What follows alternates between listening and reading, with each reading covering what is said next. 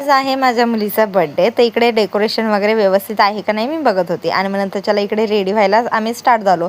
इकडे मस्त मेकअप वगैरे झाला. त्याच्यानंतर तेवढ्यात आला केक आल्याच्यानंतर मी घेतला आतमध्ये आणि ठेवला. 2 किलोचा केक मागवला होता, कारण की आज सेकंड बर्थडे होता तिचा म्हणून. आणि मग नंतर चला ठेवल्याच्या नंतर तिचं ना ताटाची तयारी करत होते दोघं. ओवाळायचं होतं म्हणून माझी बहीण आणि माझी वहिनी मस्त ताट डेकोरेशन करत होत्या.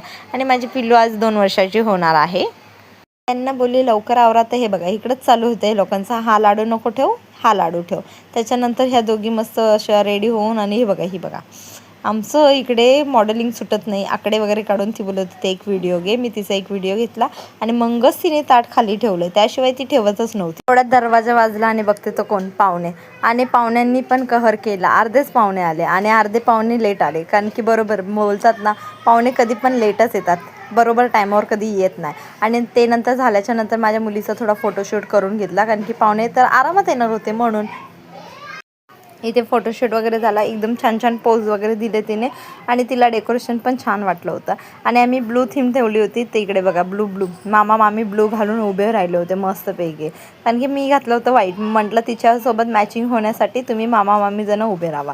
आणि त्याला घेतला आम्ही केक कटिंगला. आणि हे बघा मस्त एकदम कट केला केक आणि सगळे सेलिब्रेशन वगैरे करायला स्टार्ट झालो. आता मी पुढे दाखवते आमची मजा काय काय झाली बर्थडेमध्ये नेक्स्ट व्लॉगमध्ये. बघा बाय.